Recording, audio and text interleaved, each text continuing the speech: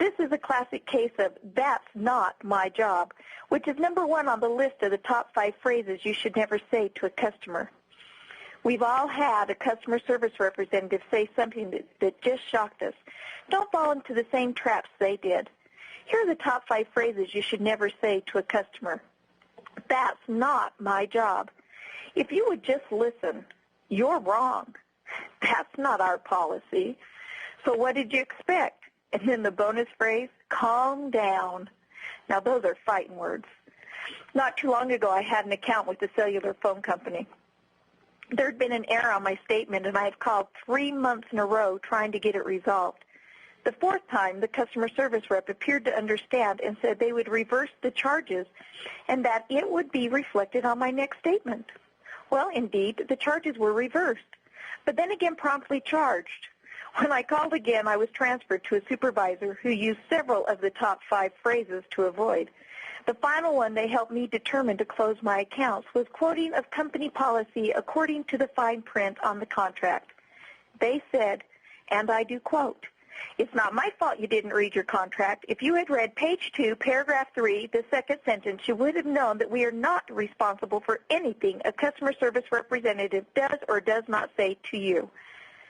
Now, I'm sure this could have been handled a little differently. And for $25.78, they lost a business client, a personal client, and a family plan client. What phrases did they work from? Right, "You're wrong.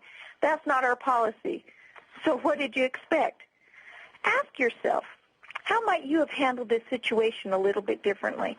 Now that you know the phrases to avoid, let's look instead to use the following top 5 phrases to use when dealing with an angry or an upset customer. "I can appreciate you feel that way." Or, "I can understand your concern. Let me see what I can do to help." Or, "I am committed to helping you. Let's see what we can work out together." And then, "You are right."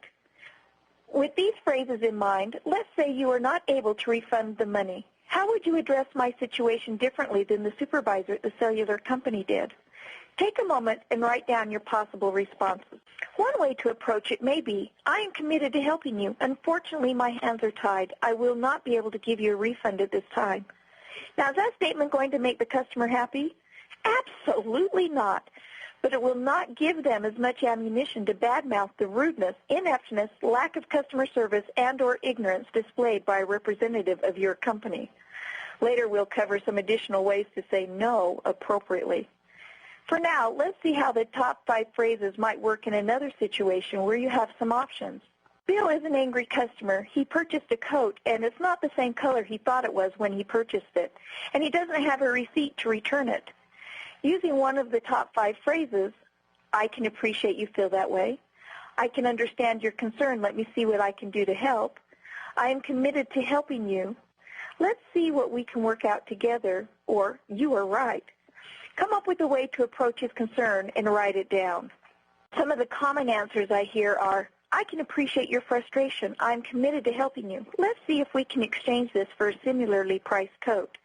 Or, "Let's see what we can work out together. Though I'm unable to return the coat without the receipt, you do have the option of exchanging it for another coat."